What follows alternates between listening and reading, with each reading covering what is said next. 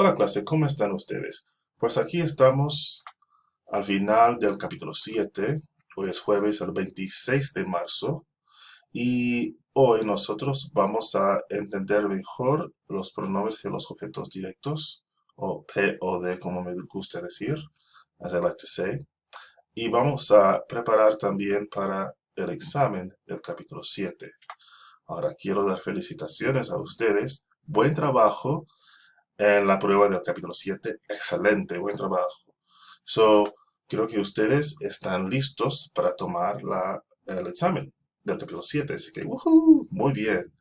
Siguen luchando. Continue fighting and striving to do your best. So, I think you guys are ready. So, ¿qué nos espera en este examen? Pues el enfoque es el pasado, el pretérito irregular y también el imperfecto. Both are past tense forms. So, en la primera sección vamos a hablar de la ropa y necesitan llenar los espacios con vocabulario de ropa.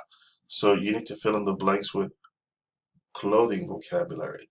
En la segunda sección vamos a hablar de más vocabulario sobre las compras, no necesariamente de la ropa, sino de las compras en general. So, we're going to talk about purchases in general, just like it says in your textbook. So the first section focuses more on ropa, and the second section focuses more on phrases that we use when purchasing la ropa. So be sure not to use artículos if there are already artículos right before the blank. Muy importante. So, la tercera sección es pretérito o imperfecto. Tú decides. Van a haber dos oraciones y necesitan decidir. Pues van a haber una oración, digo. You're going to see just one phrase y necesitan decidir si la frase es en el pretérito o en el imperfecto. Decide if the phrase is in the preterite or in the imperfecto. So, it's a multiple choice, 50% chance on each one of those.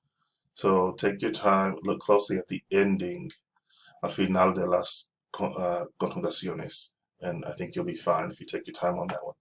So la cuarta sección es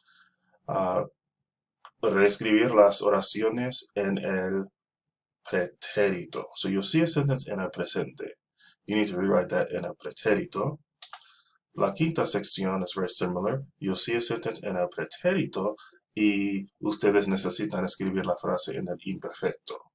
Okay, so you see it in the present, write it in the imperfecto. But, por favor, escriban la frase completa for both la cuarta sección y la quinta sección.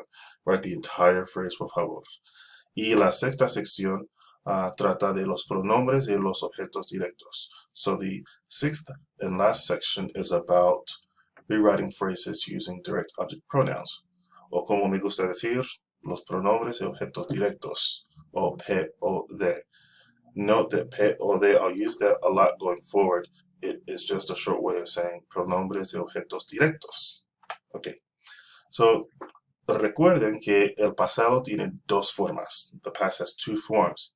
What are they? Well, we know them. El pretérito, a more definite, finite past tense, and the imperfecto, a more elongated, non-definite way of expressing the past.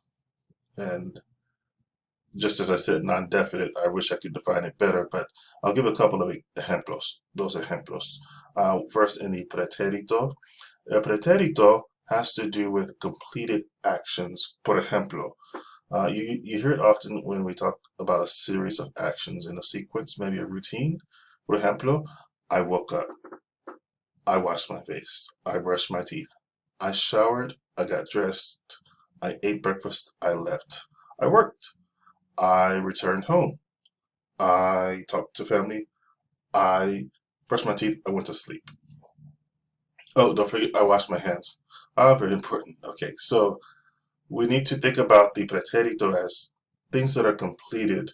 Also with words like ayer, el otro día, en mayo, and el otoño. These are definite descriptors of time. So they have a definite beginning and end time. If I say en mayo, we know that's within a definite time period, those 30 days or 31, I forget. So if we're talking about the imperfecto, we're talking about a more elongated period of time. For time's sake, I'll just give one example. We used to go to that store until it closed. Well, used to go to that store indicates a longer period of time. We don't know what day we went exactly. We just know that we used to go to that store before it closed. It closed is predicate, right? So the predicate usually interrupts the imperfecto. Once upon a time in the forest, and then the big bad wolf appeared. So we'll talk about that more in el capítulo 8, where we get to write a fable. Woohoo! So let's talk more about los objetos directos. Y necesitan referirse a la página 234 si necesitan refrescar la mente. You need to refer to that page 234 if you need to refresh your mind a little bit. Pero ¿qué son? So let's review just a little bit in this video. Direct object pronouns replace nouns. So they make sentences shorter. So you see these examples as you saw in the previous video. It's good to go through them and make sure you understand those sentences. And of course we have all 8 of these direct object pronouns, me, te, lo, la, nos, os, los, las. And mainly, of course, we'll use lo, la, los, and las. But we could use the other ones, me, te, os, nos, and os to refer to people. Lo, la, los, and las can refer to people also. But we'll see some examples later on.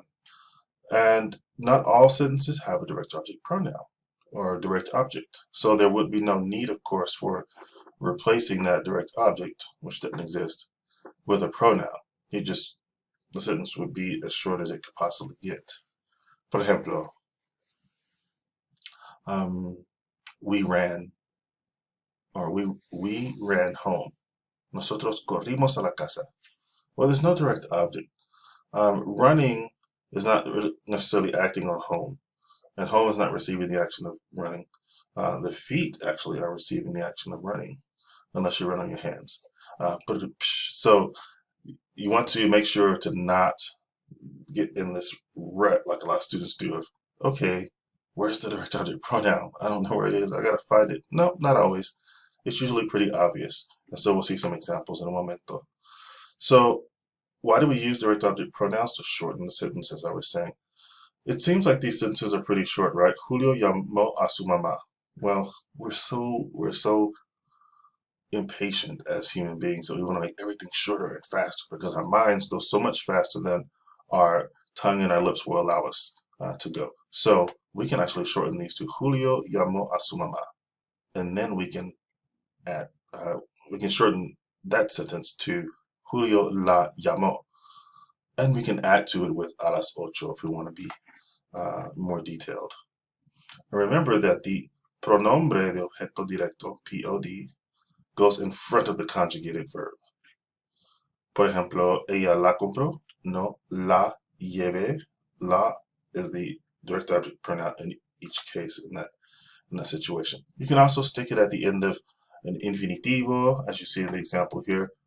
If that's confusing, always remember you can stick it in front of the conjugated verb. So, practicamos un poco, ¿no? So look at these 1, 2, 3, 4, 5 oraciones. What are we going to do? We're going to find first the objeto directo, and then we're going to rewrite the phrase, taking that objeto directo, replacing it with a pronoun, and then we're going to put it in front of the conjugated verb. Okay? So this is a good time to maybe pause the video and to try it on your own to test how you are understanding direct objects and direct object pronouns. So take a moment, pause the video.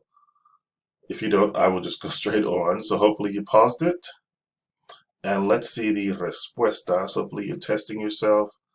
There's no penalty. You just either know it or not, and you know whether to go and practice more or not. Hopefully you got it.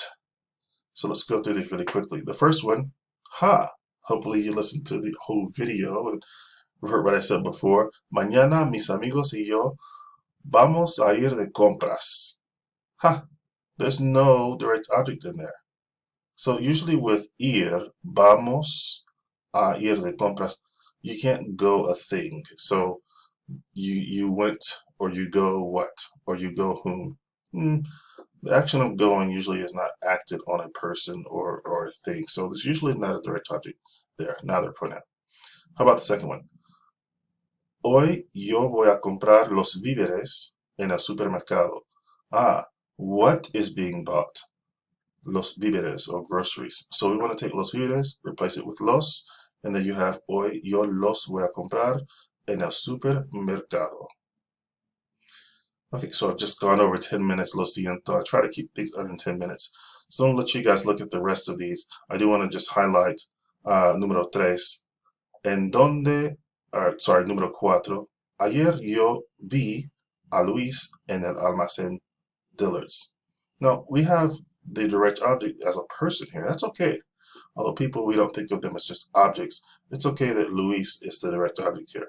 We would take Luis, which is masculino, and singular. Which one of those direct object pronouns goes best with that? Well, that would be lo. Por ejemplo, ayer yo lo vi en el almacén Dillard's. So we put it in front of the conjugated verb, which would be vi in our case. So the last one, you can put it in front of the conjugated verb. You don't have to put it at the end if that is more comfortable for you. Si ustedes quieren practicar más, les presento a Jordan, el Spanish dude.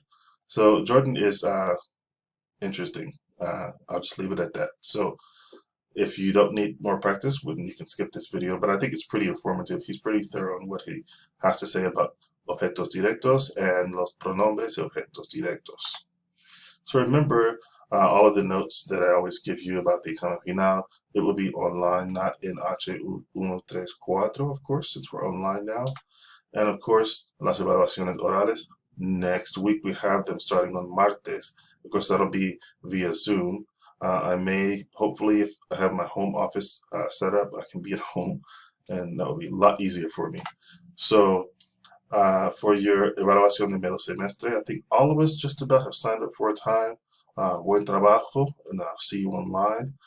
And so remember to email me before you go into the Zoom room so I can know to meet you there. No se olviden, es martes y jueves, just to reiterate one more time. So what do we need to do for next time? La próxima vez necesitan terminar las tareas del MindTap para el capítulo 7. Easy points, guys, easy points. Deben hacer la escritura cuando era niño o cuando era niña. If you're male, you choose niño. If you're female, you choose niña. Or you could be alter personality if you want to, just as long as your grammar is correct. So you want to go ahead and complete that. I believe it is due este jueves. That's something for you guys to do during this time, so we're not just kind of watching Netflix like I would love to do right now. But I'll do that after this video. I think I need a break. So what else do we need to do? That examen del capítulo 7, right? So you want to do that examen. It's open till martes, right? So, but I wouldn't wait till martes. I would do it right after studying, right? Maybe eat. If you need a little nap, that's okay. But I wouldn't wait 24 hours to take it. I would do it very soon. And también deben comenzar a practicar para la primera evaluación oral. You should begin to practice for that. There's a link in Canvas. If you just scroll down, you'll see evaluación oral de medio semestre. Some of those sentences that I give you will be in the pretérito and a couple in the imperfecto. But I will explain more about that in a subsequent video, in a video following this. So, buena suerte. Espero que ustedes estén listos. I know you are for the examen, and I hope you're practicing para la evaluación oral. Hasta luego.